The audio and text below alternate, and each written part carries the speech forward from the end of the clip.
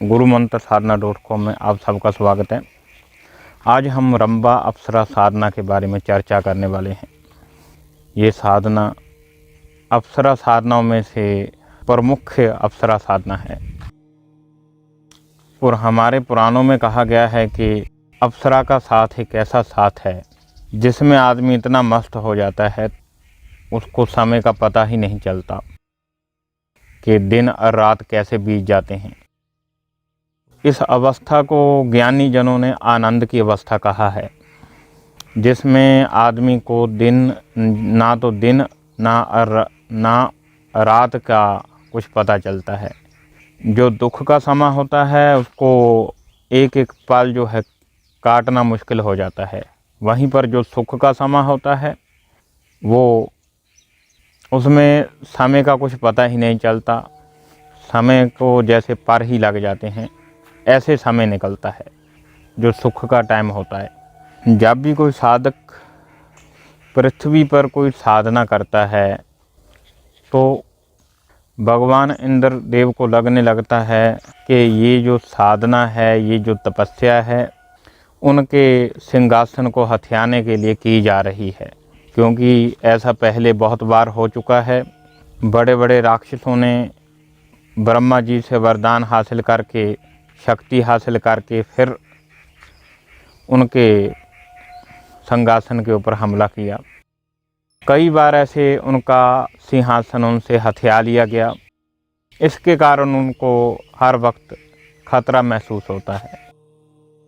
फिर वो उस साधक की तपस्या को भंग करने के लिए कुछ अप्सराओं को भेजते हैं। वो जो अप्सराएं होती हैं अपने मोह पाश में उन तपस्वियों को अपने पीछे लगा लेती हैं और कामदेव के बाणों से आहित एक ऋषि मुनि तपस्या को छोड़कर, साधना को छोड़कर उन अप्सराओं के पीछे लग जाते हैं। जब महर्षि कांडू गोमती नदी के किनारे बैठकर घोर तपस्या में लीन थे, तब उनकी तपस्या से भयभीत होकर देवराज इंद्र ने स्वर्ग से सुंदर अप्सरा को चुना और ऋषि की तपस्या को भंग करने के लिए भेजा। महर्षि उस अप्सरा को देखते सार ही मोहित हो गए और तपस्या को छोड़कर उस अप्सरा के आनंद में लीन हो गए और समय का तो पता ही नहीं चला। कई महीने, कई साल व्यतीत हो गए उस अप्सरा के चक्कर में। एक दिन ऋषि की आँख खुली तो वो बोले, मैं संध्या पूजन करके आता हूँ। वो अप्सरा बोली, इतने साल बाद आज आपको संध्या पूजन की याद आई? वो ऋषि बोले, तुम तो सुबह ही आई हो।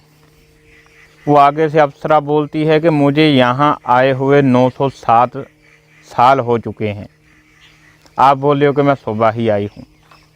वो ऋषि अप्सरा के आनंद में इतने विलीन हो गए, उनके कैसे 907 साल बीत गए उनको पता ही नहीं चला।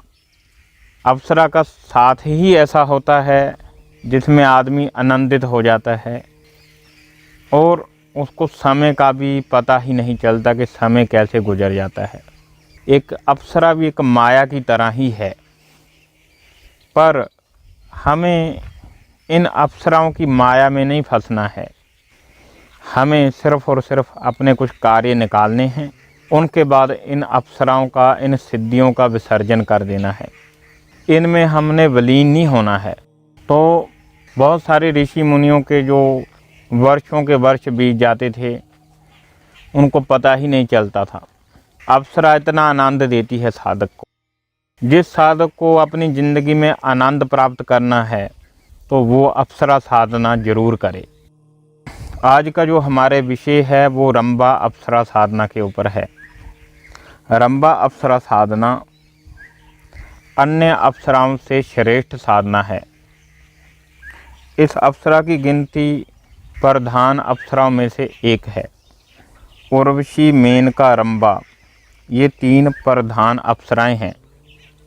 उनमें से जो सर्वश्रेष्ठ अप्सरा है वो रंभा अप्सरा है। इस अप्सरा की साधना को कोई भी साधक कर सकता है, बच्चा, बूढ़ा, जवान, कोई भी कर सकता है। पर लेकिन जो उर्वशी अप्सरा साधना है वो हर एक व्यक्ति नहीं कर सकता। वो साधना एक अपने आप में चुनौतीपूर्ण साधना है। ये अप्सरा जो है उर्वशी अप्सरा, ये तमोगुणी स्वभाव की है। इसमें काम और क्रोध भरा पड़ा है। इसके साथ ये थोड़ी सी हठी भी है। जो उर्वशी अप्सरा साधना है वो हर एक व्यक्ति नहीं कर सकता है। पहली बात, उर्वशी अप्सरा साधना तमोगुणी स्वभाव की है। जो उर्वशी अप्सरा है वो तमोगुणी स्वभाव की है। इसमें काम और क्रोध भरा पड़ा है और ये थोड़ी सी हठीली भी है। अगर आपने इसका कोई हठ पूरा नहीं किया, इसकी कोई जिद पूरी नहीं करी, तो आपको ये शराब भी दे सकती है। शराब देने में भी कोई भी संकोच नहीं करेगी। उर्वशी अप्सरा साधना हर एक व्यक्ति ना करे। मैंने उर्वशी अप्सरा साधना एक चुनौती, इसके ऊपर भी एक वीडियो बना रखा है। आप वो वीडियो ज़रूर देखिएगा। ये बात हो गई उर्वशी अप्सरा की। अब जो मेनका अप्सरा है वो विश्वामित्र जी की अप्सरा है।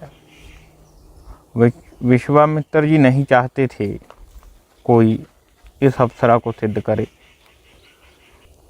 या उनसे कोई इस अप्सरा को छीन सके। इसीलिए महर्षि विश्वामित्र जी ने इस अप्सरा के मंत्र का कीलन कर दिया है। इसको कोई भी बिना किसी कीलन के सिद्ध नहीं कर सकता। इसलिए ये अप्सरा जो मेनका है, इसको बिना उत्कीलन के सिद्ध नहीं किया जा सकता। रंभा अप्सरा साधना के लिए किसी भी उत्कीलन की ज़रूरत नहीं पड़ती। दूसरा, ये अप्सरा सतोगुणी अप्सरा है। इसका जो स्वभाव है बिल्कुल शांत और सहज है। जो भी इस अप्सरा को सिद्ध करता है उसके स्वभाव में मधुरता आ जाती है, क्योंकि ये अप्सरा सतोगुणी अप्सरा है। रंभा अप्सरा सतोगुणी अप्सरा है। ये साधना साधक को करनी चाहिए। ये अप्सरा सागर मंथन से निकलने के कारण माँ लक्ष्मी की बहन है। इस अप्सरा को जो साधक करता है उसके ऊपर माँ लक्ष्मी की कृपा बनी रहती है और साधक को कभी भी धन संबंधी कोई भी दिक्कत नहीं होती रंभा अप्सरा करने के बाद। ये अप्सरा अपने साधक के साथ प्रेमिका की तरह रहती है और साधक की हर इच्छा को पूरा करती है, सब काम को करती है। अगर आप इस अप्सरा को सिद्ध कर लेते हैं, उसके बाद आप किसी भी अप्सरा को सिद्ध करने की ज़रूरत नहीं है। सिर्फ एक बार आप पुकारोगे, वही अप्सरा हाजिर हो जाएगी। इसका ये भी फायदा है रंभा अप्सरा साधना का। अन्य अप्सराओं में ये चीज़ नहीं होती है, क्योंकि रंभा, मेनका और उर्वशी ये प्रधान अप्सराएं हैं। इस अप्सरा का स्थान स्वर्ग लोक में है। ये अपने साधक को स्वर्ग लोक के साथ साथ अन्य देवलोकों के दर्शन भी करवाती है। ये जो दर्शन होते हैं ये स्व शरीर नहीं होते हैं। शरीर आपका यहीं रहेगा धरती पर ही। शरीर से आत्मा निकालकर वो आपको बहुत सारे लोगों के दर्शन करवाएगी। आपको यही लगेगा कि जब आप जैसे निंद्रा से उठते हो तो आपको लगता है कि मैंने कोई सपना देखा है। वो दरअसल सपना नहीं होता। वो ये अप्सरा आपको, जब आप साधना सिद्ध करते हैं तो आपको ऐसा वो आगे लोगों के दर्शन करवाती है। किसी को तो शुरू में ही ये दर्शन करवा देती है, साधना सिद्ध होने से पहले ही। क्योंकि बहुत सारे साधकों के फ़ोन आते हैं कि हमने ऐसा ऐसा देखा कि वहाँ पर ऐसे बगीचे थे, ऐसे फल थे। ठीक है, वो दरअसल देवलोक ही होता है, देवलोक के दर्शन करवाती है। आपको ऐसा ही प्रतीत होगा कि आपने कोई सपना देखा है। बिल्कुल रवि के साथ भी ऐसा ही हुआ था। ये बात 2010 की है। एक साधक के साथ ऐसी अनुभूति हुई थी 2010 में। मैं आप लोगों के साथ एक अनुभूति शेयर करना चाहता हूँ। 2010 की बात है ये। रवि कुमार करके एक व्यक्ति फेसबुक के थ्रू मेरे साथ जुड़ा। उस टाइम बहुत कम ही ग्रुप चलते थे, नया नया इंटरनेट का चलन था, फेसबुक भी नया ही आया था उस टाइम 2010 में। 2-4 ग्रुप ही थे हमारे इधर फेसबुक में। एक शिटाया जोशी जी का था, एक अमित पांडे जी करके नाम था उनका भी एक ग्रुप चला करता था उस टाइम। एक मेरा ग्रुप था गुरु मंत्र साधना। ये उस टाइम 2 या 3 ग्रुप ही चलते थे उस टाइम, ज़्यादा ग्रुप का कोई चलन नहीं था। अब तो मानो 2016 के बाद जैसे 4G नेट आया तो ग्रुपों की तो एकदम बाढ़ ही लग गई। इतने सारे ग्रुप हो गए, इतने सारे ग्रुप हो गए, कोई गिनती ही नहीं है। उस टाइम मैं ग्रुपों में कुछ ना कुछ पोस्ट करता रहता था। इतने ज़्यादा लोग तो नहीं थे ग्रुपों में, कम ही लोग थे, पर जो लोग थे एकदम जेन्युइन थे। रवि कुमार का उस टाइम मुझे फ़ोन आया, दोपहर का टाइम था, तब मैं अपना रोटी पानी खा रहा था, तो उसी टाइम फ़ोन आया। तो मैंने उसको बोला दोपहर के बाद मुझे शाम को फ़ोन करना। तो शाम को उसका फ़ोन आया और इसने बोला कि मैंने आपकी ऐसे रंबा अप्सरा साधना की पोस्ट देखी है, तो मैं ये साधना करना चाहता हूँ। उस टाइम रवि सरकारी नौकरी की तैयारी कर रहा था, सरकारी जो टीचर होते हैं उसकी तैयारी कर रहा था वो। और ये रवि का आखिरी मौका था, क्योंकि वो ओवर एज हो चुका था। उसके बाद उसका कोई मौका नहीं था उसके पास अप्लाई करने का।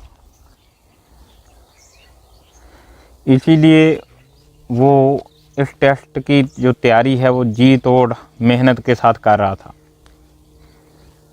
वो अपनी मेहनत के साथ कुछ आध्यात्मिक शक्ति का भी सहारा लेना चाहता था कि इसीलिए उसने रंबा अप्सरा साधना करने के लिए सोचा। और मैंने उसको रंबा अप्सरा साधना का दीक्षा दिया और साधना उसकी शुरू करवाई। उस साधना के साथ ही नौकरी के टेस्ट की तैयारी भी कर रहा था और साथ में साधना की तैयारी भी वो कर रहा था। साधना के साथ साथ वो नौकरी के टेस्ट की तैयारी भी साथ में कर रहा था, क्योंकि उसका ये आखिरी मौका था। इंसान की जो ज़िंदगी है परिश्रम से भरी पड़ी है। हर चीज़ के लिए इंसान को परिश्रम करना पड़ता है। जन्म से ही परिश्रम शुरू हो जाता है। जब थोड़ा आदमी होश संभालता है तो उसको उच्च शिक्षा हासिल करने के लिए भेजा जाता है, तो उसमें वो बहुत ज़्यादा परिश्रम करता है। चलो उच्च शिक्षा हासिल कर ली, आगे नौकरी हासिल करने के लिए परिश्रम चलता है। सारी ज़िंदगी परिश्रम में ही निकल जाती है। देखा जाए तो एक इंसान की जो ज़िंदगी है परिश्रम से भरी पड़ी है। हर एक चीज़ के लिए परिश्रम करना है। अगर 2 वक्त की रोटी खानी है उसके लिए भी मेहनत करना पड़ता है, तभी वो निवाला नसीब होता है। पर अगर इंसान एक चीज़ के लिए परिश्रम कर ले, केवल साधना में परिश्रम कर ले अच्छे तरीके से कर ले, उसको बाद उस व्यक्ति को अन्य परिश्रम करने की ज़रूरत ही नहीं पड़ेगी, क्योंकि सब काम साधना से ही हो जाने। उच्च शिक्षा की प्राप्ति भी हो जानी है, ज्ञान की प्राप्ति हो जानी है, जो ज़रूरत की चीज़ें चाहिए वो भी हासिल हो जाएंगी। देखा जाए तो हमारे महर्षियों ने और हमारे महापुरुषों ने इन्हीं शक्तियों का सहारा लेकर ही ज़िंदगी में आगे सफलता हासिल करी। जैसे महाकवि कालिदास जी ने अपार धन संपदा, कवि से एक महाकवि तक का जो सफ़र है, एक अप्सरा की मदद से ही पूरा किया।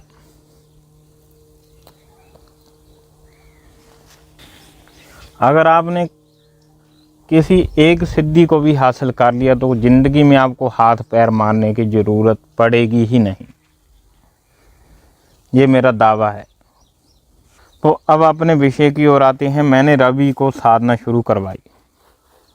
साधना काल में कुछ दिन तक कोई अनुभूति नहीं हुई, सारा कुछ नॉर्मल तरीके से चल रहा था। रवि लंबे समय तक कमरे में पढ़ाई कर रहा था। अचानक उसको कैसे नींद आ गई पढ़ते हुए पता ही नहीं चला।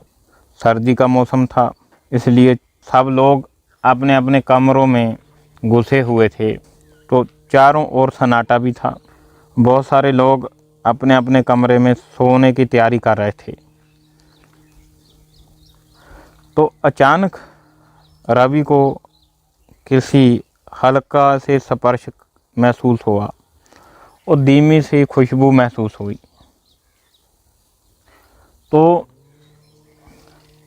एक लड़की की आवाज़ में उसके कान में पड़ी, जो धीरे धीरे बोल रही थी, रवि उठो, रवि उठो, साधना का वक्त हो चुका है।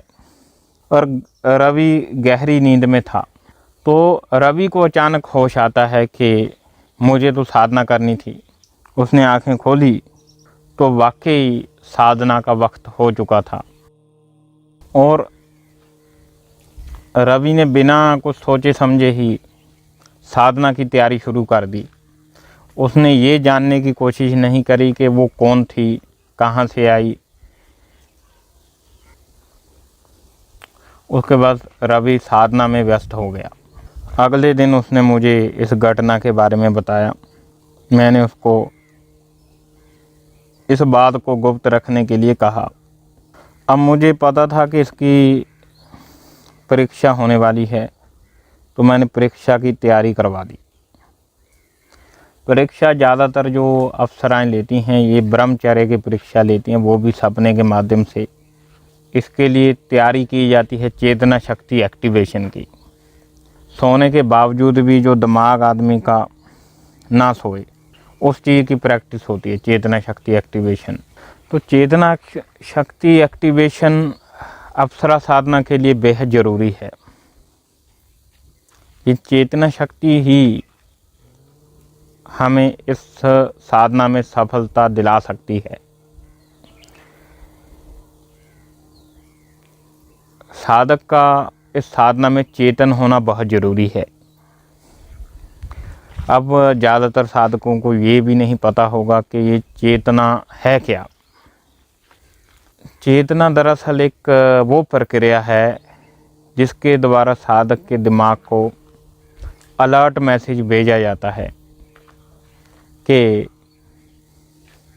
उस व्यक्ति को अलर्ट रहना है। अपने दिमाग को मतलब ऐसा मैसेज भेजा जाता है, ऐसी क्रियाएं करवाई जाती हैं कि साधक के सोने के बाद भी साधक अलर्ट रहे। अगर उसकी परीक्षा हो तो उसके लिए भी वो तैयार रहे। जैसे अगर पुलिस को कोई सूचना मिलती है कि फलानी जगह ये कांड होने वाला है, तो पुलिस अलर्ट हो जाती है, नाकाबंदी कर देते हैं जगह जगह। जो भी उनकी प्रक्रिया है वो करते हैं, अलर्ट हो जाते हैं कि कोई भी हादसा ना हो। साधना में भी यही प्रक्रिया की जाती है। साधक का चेतना शक्ति एक्टिवेशन किया जाता है, उसको सक्रिय किया जाता है कि साधक का दिमाग सोने के बाद भी जागता रहे अपने आप में। तो वो प्रक्रिया हम करवाते हैं जब कोई अप्सरा साधना करवाई जाती है या यक्षिणी साधना करवाई जाती है। तो कुछ दिन बाद उसकी परीक्षा शुरू होती है और अप्सरा उसको एक लोक में लेकर जाती है जहाँ पर बहुत अच्छे अच्छे बगीचे थे, जिसमें बहुत सुंदर सुंदर फूल थे, जिसमें लगातार खुशबू प्रवाहित हो रही थी। बगीचे के आसपास एक बहुत बड़ा झरना भी था, जो हरे भरे पहाड़ से नीचे की ओर पानी का झरना आ रहा था। ऐसा लग रहा था कि जैसे वो अलग दुनिया में आया है। आगे वो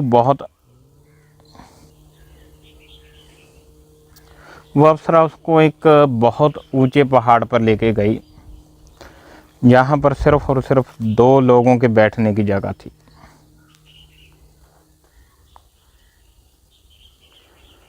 तो अगर उसमें 2 लोग बैठते भी हैं तो उनका शरीर एक दूसरे के साथ स्पर्श होता, मतलब इतनी टाइट जगह थी वो। अप्सरा उसको जानबूझकर अपने ओर आकर्षित करने के लिए ऐसा उसने एक चाल रची थी, पर रवि ने उसको वहाँ पर बैठने से मना कर दिया। वो बोला कि मैं यहीं खड़ा ठीक हूँ, आप बैठ जाइए। अप्सरा के बार बार कहने पर भी वो उस जगह पे नहीं बैठा। अप्सरा की ये ब्रह्मचर्य खंडित करने की एक चाल थी, जिसको रवि अब भली भांति समझ चुका था।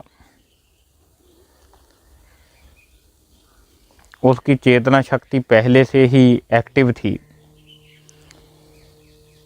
इसीलिए वो इस परीक्षा में सफल हो पाया। अब आगे रवि को बहुत सारी चुनौतियों का सामना करना था, तो इसके लिए वो तैयार था, क्योंकि उसके दिमाग में यही था कि अब उसको सरकारी नौकरी हासिल करने का ये आखिरी मौका है। अगर उसने गवा दिया तो उसकी ज़िंदगी ख़त्म हो जाएगी और उसकी जो मेहनत है वो भी ख़त्म हो जाएगी। वो हर हालत में इस साधना में सफल होना चाहता था, तो ये परीक्षा में वो सफल रहा। चेतना शक्ति एक बहुत कमाल की चीज़ है, उसके ऊपर मैं एक अलग से वीडियो बनाऊंगा। तो अप्सरा ने तो साधना के कुछ दिन बाद ही, जब ये परीक्षा हुई थी, पहली परीक्षा के कुछ दिन बाद ही, लगभग 1 सप्ताह के बाद फिर अप्सरा ने दूसरी परीक्षा ली। वो परीक्षा बेहद ही खतरनाक परीक्षा थी, जिसमें बड़े बड़े साधक जो हैं वो डोल जाते हैं। उनके पास सोचने का भी वक्त नहीं होता। रवि से एक परीक्षा और लेती है और रवि से कहती है कि तुम मुझे प्रेमिका मानते हो, क्योंकि वो रवि प्रेमिका रूप में साधना कर रहा था। वो बोलता, हाँ, अगर तुम मुझे प्रेमिका मानते हो तो मुझे एक वचन दो। तो रंभा ने छल कपट से रवि से वचन ले लिया और रवि ने बिना सोचे समझे दे भी दिया। और उसको पता नहीं था कि उसकी क्या परीक्षा होने वाली थी। जब उसने सपने में उसको वचन दिया, कुछ दिन बाद ही रवि क्या देखता है कि अप्सरा उसको एक बहुत बड़ी पहाड़ी पे लेके जाती है और वो पहाड़ी इतनी गहरी थी कि उसकी ज़मीन भी नज़र नहीं आ रही थी, जैसे मानो कि नीचे पाताल ही हो, ज़मीन है ही नहीं। उस पहाड़ी से नीचे कूदने के लिए उसने कह दिया। रवि सोच में पड़ गया कि फिर रवि ने मना कर दिया। वो बोली कि मैंने तुमसे एक वचन लिया है, आज तुम्हें वो वचन पूरा करना है। रवि को कुछ समझ में नहीं आ रहा था, अगर वो वचन तोड़ता है तो उसकी साधना खंडित हो सकती है, जहाँ कोई अप्सरा उसको नुकसान पहुंचा सकती है। वचन में तो फंस ही चुका था। तो रवि ने सोचा कि ये तो मेरा शरीर नहीं है, ये तो मेरी आत्मा है, अगर मैं नीचे से कूद भी जाऊंगा तो मुझे कुछ नहीं होगा। जब उसने ऐसा सोचा तो उसके चेहरे मुस्कुराहट आ गई और नीचे कूद गया वो अप्सरा की खातिर। और उसको कुछ भी नहीं हुआ, क्योंकि उसको कुछ होना ही नहीं था, क्योंकि वो शरीर ही नहीं था, वो एक आत्मा थी। तो इसीलिए रवि को कुछ भी नहीं हुआ, वो सुरक्षित बच गया। तो रवि ने ये भी परीक्षा पार कर ली और जब ये परीक्षा पार करी तो उसको आगे अप्सरा लेके गई। आगे आग का दरिया था एकदम। वो बोली कि मैं तुम्हारी प्रेमिका हूँ, तुम इन अंगारों पे मेरे लिए कूद जाओ। तो रवि को पहले भी कुछ भी नहीं हुआ था, अब फिर भी क्या होना था, उसने कूद गया वो। तो रवि ने ऐसे अप्सरा की जो परीक्षा थी उसको पूरा किया। तो ये जो सब परीक्षाएं जब उसने पूरी कर ली तो उसके कुछ दिन तक उसके कमरे में कोई अनुभूति नहीं हुई, साधना कक्ष में ना तो कोई उसको सपना आया, सारा कुछ नॉर्मल हो गया ज़िंदगी में जैसे पहले था। कुछ दिन बाद ही जैसे वो साधना कर रहा था तो साधना के कमरे में एक चमकता हुआ मेंढक आया। वो इधर उधर उछल कूद कर रहा था। जब वो उछल कूद कर रहा था तो उसका जो सिर है छत के ऊपर लग रहा था। ऐसा मेंढक रवि ने कभी भी अपनी ज़िंदगी में नहीं देखा था। तो अपनी वो साधना में बैठा रहा, साधना में उठा ही नहीं और साधना को पूर्ण होने का इंतज़ार कर रहा था कि साधना पूरी होती है तो उसके बाद मैं इस मेंढक को देखूंगा।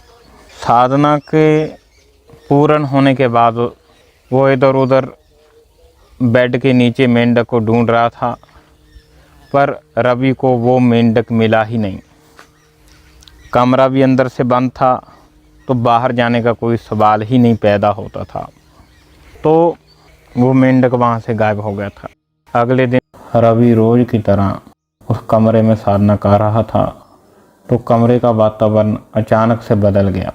कमरे में अचानक ठंडक महसूस हो रही थी और कमरे में धीमी धीमी खुशबू भी आ रही थी। रवि को ऐसी अनुभूति पहली बार हुई थी। किसी दिव्य शक्ति का आगमन महसूस हो रहा था। इससे पहले रवि कुछ समझ पाता तो अप्सरा की आवाज़ आई, मैं तुम्हारी साधना से प्रसन्न हूँ, मैं तुम्हें प्रेमी रूप में स्वीकार करती हूँ। रवि बोला कि आप मुझे दिखाई नहीं दे रही हो। तो अप्सरा बोली, इसके लिए तुम्हें और साधना करने की ज़रूरत होगी, तब मैं तुम्हें दिख पाऊँगी, पर तुम्हें निराश होने की ज़रूरत नहीं है। मैं तुम्हारे काम अप्रत्यक्ष रूप में भी करूँगी।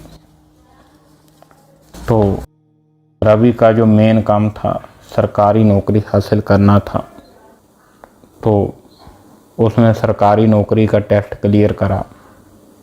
उसके बाद उसको सरकारी नौकरी की प्राप्ति हो गई। इस अप्सरा के माध्यम से जो मन चाहे आपके सपने हैं तो आप वो सपने पूरे कर सकते हैं, मन चाहा कार्य करवा सकते हैं। जिसकी कोई नौकरी की इच्छा है उसको नौकरी की प्राप्ति होगी।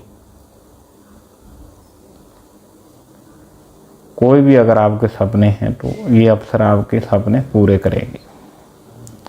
तो ये वीडियो बहुत लंबा हो चुका है, हम यहीं पर विश्राम देते हैं। अगर आपकी कोई इस साधना के प्रति कोई राय है तो नीचे कमेंट बॉक्स में ज़रूर दें। वीडियो को लाइक करें। जय श्री महाकाल।